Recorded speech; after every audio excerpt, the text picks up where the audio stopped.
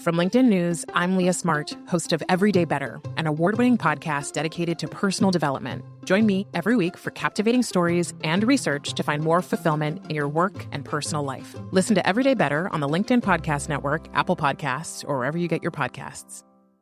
Did you know that small and medium businesses make up 98% of the global economy, but most B2B marketers still treat them as a one-size-fits-all? LinkedIn's Meet the SMB report reveals why that's a missed opportunity and how you can reach these fast-moving decision makers effectively. Learn more at linkedin.com/meet-the-SMB. Hello, my friend, and welcome to another episode of Negotiate Anything. Thanks for spending time with us today. It's listeners like you in 181 different countries that have made Negotiate Anything the most popular negotiation and conflict resolution podcast in the world. I'm your host, Kwame Christian. I'm a business lawyer, mediator, professor, and the director of the American Negotiation Institute. Before we get started, I have two quick questions for you. Is negotiation a critical part of what you do? Do you need to resolve conflict and persuade at work? If you answered yes to both of those questions, visit our website to learn more about our negotiation workshops. We've traveled the country working with professionals just like you, and we'd love to have the opportunity to work with you too. Check out the link in the description to learn more. Our guest today is Molly Grubb. Molly is the president and founder of Grubb Wealth Management in Columbus, Ohio. She works with predominantly family-owned businesses and helps them to make smart decisions as they're transitioning to the next part of their business lives. I had Molly on the show today to talk about how she persuades her clients who are on the brink of a significant and often emotional financial decision. I know you're going to get a lot out of this one, so without further ado, let's jump into the interview. Molly, thanks for joining us today. I'm super excited. Thank you so much for having me on your amazing Negotiate Anything podcast, Kwame. Thank you. No, it's our pleasure to have you. Can you tell the audience a little bit about yourself and what you do? Sure. What we do is we help build and protect dynasties for family business owners.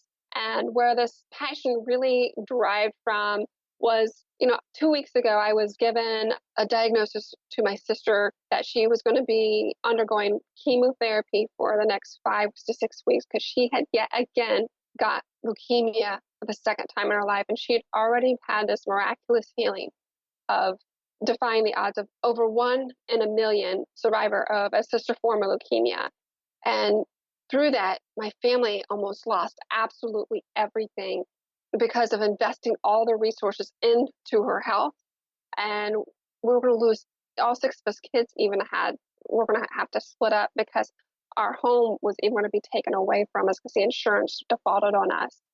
And we were fortunate enough to be in a situation where a local news channel was able to air our story. And the night that it aired, a local business owner was so touched by it that he went to the sheriff auction, bought that house back for us. He then drove in a brand new blue minivan stuff with 3 Mickey Mouses for my 3 older brothers and 3 Minnie Mouses for my younger sister, and the keys to my dad and said, we're going to Disney World in this private jet.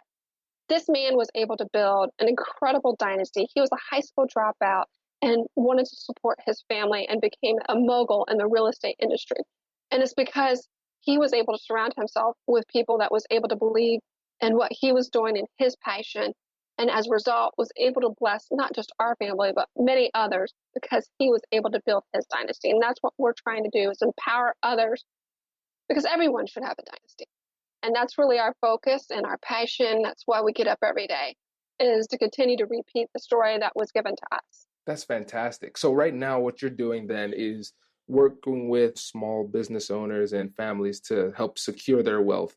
So it's essentially kind of paying it forward in that way. Sure. Securing their wealth, but really just making sure that, no matter how many times that pitch is going to come at you, that you're going to have a chance to go to bat and swing at it. I love it. And with the work that you do when it comes to making financial decisions, there's a lot of emotion tied into it. So I would imagine it can be difficult to have those difficult conversations with people when they're in this emotional state and you're trying to get them to make responsible financial decisions. And they might be thinking with a scarcity mindset that makes them make decisions that aren't in their best interest. So can you give an example of one of those conversations you've had and what kind of techniques and strategies you've used to pull people through? Sure. Well, this one I want to go from a personal story because I was raised in a scarcity mindset where wealth was finite. Fast forward, 30 years, my family was able to build a multi-million-dollar firm, super successful. But when they went to exit their business, they worked with the people they knew versus the experts they needed. They used their exit as a transaction rather than a process. Everything was just based off of a handshake, and they ended up losing everything.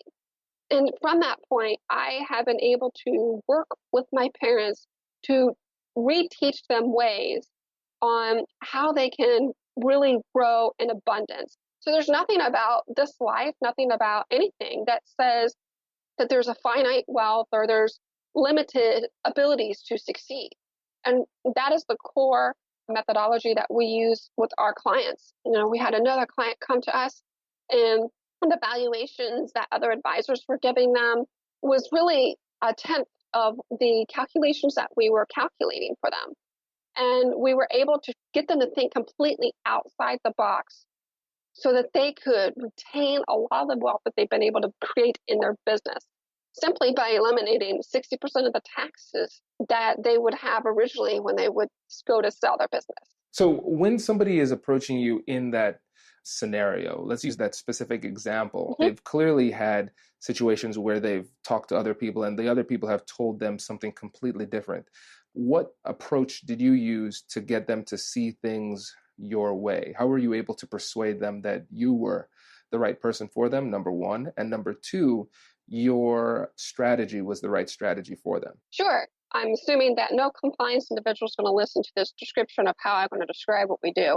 But essentially, what we do is we are an insurance wrapper around someone's exit. We're the first person that one comes to before they go to an ESOP attorney, and because when they do that, they're going to get an ESOP, or before they go to an investment banker, because if you do that, typically you're going to sell your business externally. Well, only 20% of businesses actually sell externally.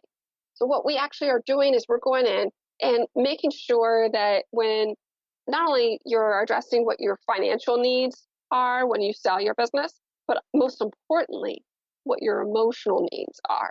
Because these particular partners, they had spent the last 30, 40 years in developing their business. It was a second generational business. It was everything they knew. And so to go to them and say, we're going to just sell your business, that would be something, a deal that would probably fall apart to the closing table. And so you just have to be really cognizant of that, because when that happens, you can devalue your business.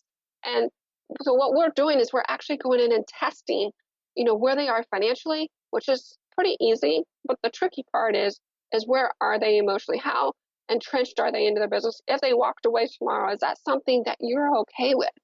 Just walking away. And do you care who inherits the business? Do you care who this next successor is? And for these particular clients, they cared a lot. They wanted to make sure there was a key employees that they really wanted to hand the business to. And so it was structured differently because they went into the deal thinking that they were going to go in and do an ESOP. And we ended up doing something completely different than that. Does your company invest in professional development training? If you believe that your team would benefit from a negotiation workshop, all you need to do is go to our website, fill out the workshop request form, and then we'll set up a time to chat. These workshops are completely customizable, and we've done them all around the country. Negotiation and conflict resolution skills are beneficial across all professions, but they're especially useful in procurement, purchasing, sales, sourcing, and contract management. Our calendar is filling up quickly, and we even have some workshops scheduled for next year. If you think you might want one, I'd suggest reaching out soon so you don't miss out.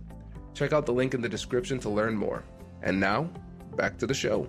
Small and medium businesses don't have time to waste, and neither do marketers trying to reach them.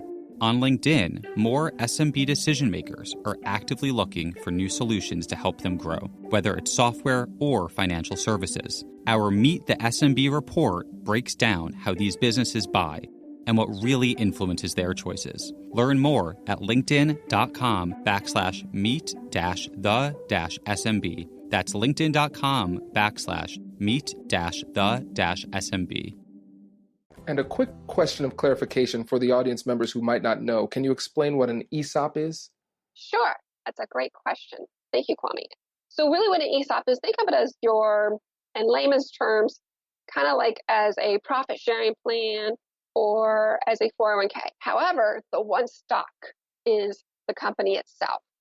And what it allows to happen is for the employees to gain ownership individually by how much money they make. And they are able to own a portion of the company. And so the standard owner or president is then able to, by the ownership of the employees, then be able to sell that one stock to the employees, thus compensating him for walking away. That makes sense. And you know what's fascinating about this deal that you're talking about? Approximately how much money was in this deal? Like how much was the deal worth? Approximately about 10 million. 10 million. And so when most people think that there is a $10 million deal on the table, they just focus on the money. But what's fascinating about what you said is that one of the biggest things you had to address was the emotional side of the deal, because sometimes the deal would fall apart toward the end because that hasn't been addressed. So Absolutely. How did you go about investigating the emotional side, number one? And number two, how did the business owners respond to that kind of emotional investigation? Sure. Well, we tested out with a survey and of course additional questions afterwards, but you can find this survey on grubbwealth.com/negotiate. And if you just click on the Give Me My Time-Saving Resource page now, that survey will be on there for you. But that's kind of where we go and really are able to identify, based off of that survey, based off additional questions that we ask them, 2 or 3 main exit strategies. And for this client, we ended up doing what's called a Popeye plan, which is just a fancy way of saying, I'm going to redeem my stocks, my shares of my company. And there's a wonderful tax saving that's related to that a lot of people aren't aware of. But that was the trick that we were able to utilize to keep Uncle Sam from taking that lion's share that normally is prohibitive of some people selling in their business because of how much Uncle Sam does take. So when you think about exiting your business, there's going to be 2 major hurdles you have to get past. One is the most emotional thing that you'll ever do. Trust me, I did it personally and my family went through it. And we coached several clients through it. But furthermore, it's a tax issue. Most people don't really realize the amount that Uncle Sam truly takes until the deal is done. And then they wonder why they don't have as much money as they really needed to support their lifestyle post the exit. For the listeners, what would you say is the next biggest barrier? Because surprisingly, the emotional side was the first one. When it came to persuading them, what do you think was the second biggest barrier, and what did you do to work around it? Sure. Well, I'll just go back to that case study with the dentist. The issue they had is they were in tax hell. They had their entire business, including the real estate, and a tax entity, a C Corp, rather than an S Corp, which when you're dealing with a company, let's say under 50 million in revenue or 100 million in revenue, it tends to really create a lot of ties to Uncle Sam. And so what we ended up doing, not only were we able to save the 60% in taxes, but we were able to create the issues is they were going to keep the real estate as part of their rental income, to supplement some of their income. And so we needed to figure out a way where they could sell the business but keep the real estate but not pay an ungodly amount in taxes. And what we resolved to was creating a tax-free restructure of the company. That sounds super complicated, and it kind of is, but those are the things that, the outside the box ideas and strategies that each and every business owner really needs to be able to retain the wealth that they created. That's brilliant. And one of the key terms I want to pull out of what you said was thinking outside the box. And you're able to do that because, one, you are incredibly thorough in the background research you do on your clients.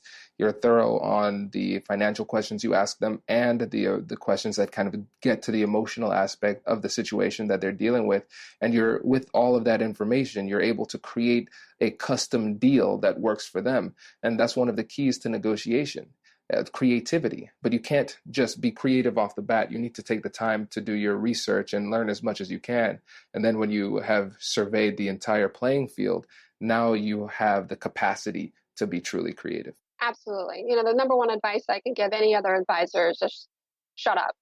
Just listen to your client.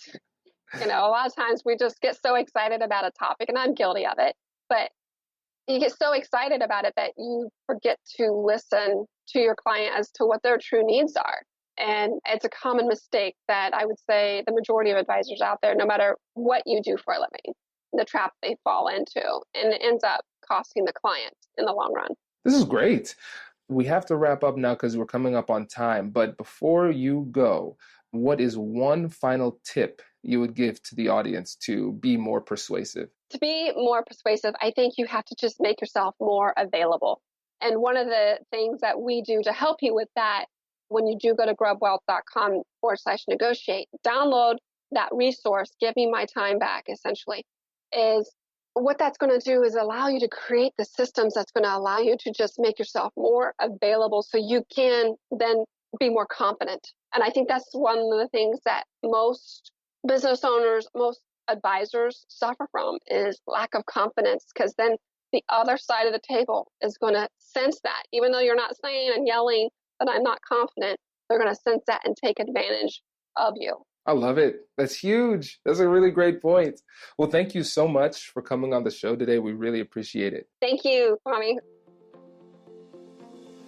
Hey, thanks for listening to this episode. If you're liking what you're hearing, please leave a review and subscribe, and tell your friends. Our goal is to help as many people as possible, and when you leave reviews, it makes it easier for people to find us in the searches. Thanks again for being a listener. I'll catch you in the next one.